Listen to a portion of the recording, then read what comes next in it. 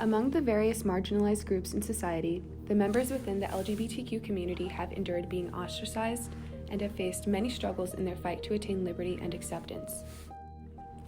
The Harlem Renaissance of the 1920s sparked the beginning of the desire to be heard.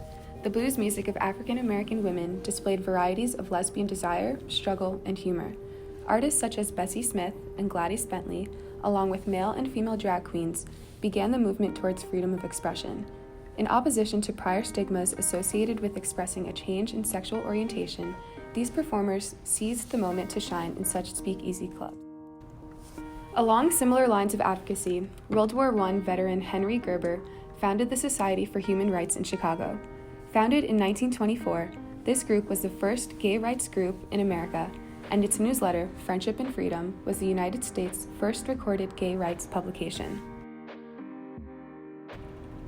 Although such efforts at the time made it promising to believe that change was bound to happen for this community, the commencement of World War II displayed otherwise. During World War II, the Nazis held homosexual men in concentration camps, marking them with an infamous pink triangle badge of shame. As part of their mission to racially and culturally purify Germany, the Nazis arrested thousands of LGBT individuals. Just as Jewish people were forced to identify themselves with the yellow star, homosexual men were forced to wear the large pink triangle, altogether meant to dehumanize them. Belonging to the lowest social caste, homosexual men were mistreated by guards and prisoners alike. An estimated 65% of gay men in concentration camps died between 1933 and 1945. On a lighter note, later on in the 1950s, Harry Hay founded one of the nation's first gay rights groups known as the Mattachine Society. During a time when most bars refused to serve homosexual people, the Mattachine Society staged a sip-in, which consisted of them entering a New York City bar, announcing they were homosexual, ordering drinks, and waiting to be turned away so that they could then sue. The sip-in that occurred in the Greenwich Village Julius Tavern reversed the discriminatory policy by the state liquor authority and paved the way for the strength displayed in the 1969 Stonewall riots. The police raid in the NYC Stonewall Inn turned into a violent protest and led to a series of riots, contributing to the monumental start of LGBTQ civil rights movements in the United States. As a result, musical artists within the community began to express their individuality through their music. At the end of the 20th century, millions of Americans watched as Ellen DeGeneres came out on live television. The bravery and confidence she displayed served as an inspiration to many of the members within the LGBTQ community. With greater social media attention to gay and lesbian civil rights in the 1990s, the turn of the 21st century brought new legal gains for lesbian and gay couples. Same-sex civil unions were recognized under Vermont law in 2000, and Massachusetts became the first state to perform same-sex marriages in 2004. Extending the reach of the 1994 anti-hate crime law, President Barack Obama signed the 2009 Matthew Shepard Act in response to the 1998 murder of 21-year-old Shepard, whose murder was thought to be driven by his homosexuality. A couple of years later, the Supreme Court ruled against Section 3 of the Defense of Marriage Act, which allowed the government to deny federal benefits to married same-sex couples. Following this, in 2015, the Supreme Court ruled that states cannot ban same-sex marriage, making gay marriage legal throughout the country.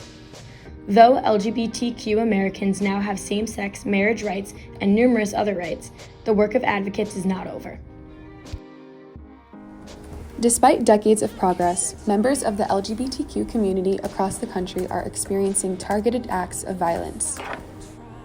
Only 11% of youth of color believe their racial or ethnic group is positively regarded in the United States.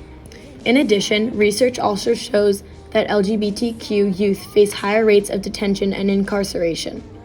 Study shows that 20% of all youth in the juvenile justice system identify as lesbian, gay, bisexual, questioning, gender nonconforming, or transgender, even though they compose only 5 to 7% of the total U.S. youth population. On a similar note, LGBTQ youth of color and transgender teenagers experience unique challenges and elevated stress in their everyday lives, especially at school.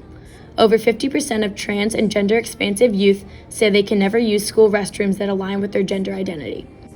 Only 26% say they always feel safe in their school classrooms, and just 5% say all of their teachers and school staff are supportive of LGBTQ people.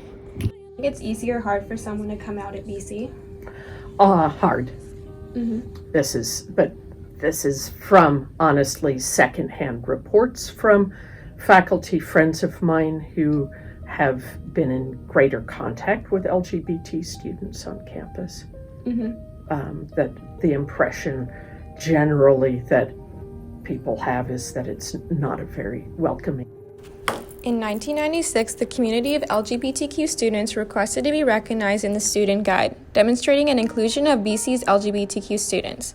However, after many repeated attempts to convince the staff, they were denied every time. Warren Blumenthal, BC class of 1974, tore his diploma in protest in response to BC's denial. He said, "I can no longer take pride in this document. I am ashamed. I am outraged to be a graduate of a school that systematically oppresses a significant portion of the population. This is a symbol of shame." Yes, just continued education of people who aren't LGBT so that they, stop being afraid of people who are different, so that they stop making incorrect assumptions, passing around beliefs and attitudes that are wrong about the community. LGBTQ community? Oh, I'm sure it does. I think that probably a lot of students who are LGBT assume that their peers will not respond positively if they come out. I think that it produces a lot of anxiety, probably. According to David Brenman, a former head of the Lesbian Gay Coalition at BC, when you're a gay person and you're Catholic and you're coming out, that's acutely on your mind. Like, how do I put these things together? Or do I? Do I have to leave the church, he said? It's a very painful process. Do you think it's easy or hard to come out as LGBTQ at Boston College? I'd like to think it's easier than other institutions, but I can't imagine that it's easy ever anywhere. Do you think Boston College's Jesuit status affects its LGBTQ students and community? I think from a Catholic perspective, it definitely does, because the Jesuits are much more tolerant of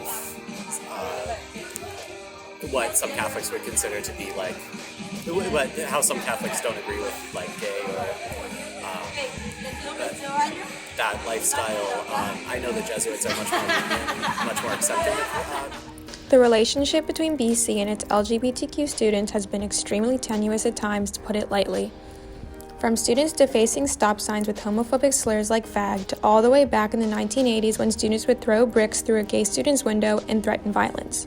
Although BC in the last 20 to 30 years has demonstrated growth and tolerance toward its LGBTQ community, there is still a lot of work to do. Although efforts have been made on part of the BC community to make a more inclusive campus towards LGBTQ members, it is still difficult for many students to feel comfortable on campus. There are resources on campus for students of faith and in need of a community while identifying as LGBTQ, such as PRISM and Axios. However, these groups are small, and we need to make resources in the community itself stronger and more widely available and accepting for our LGBTQ students.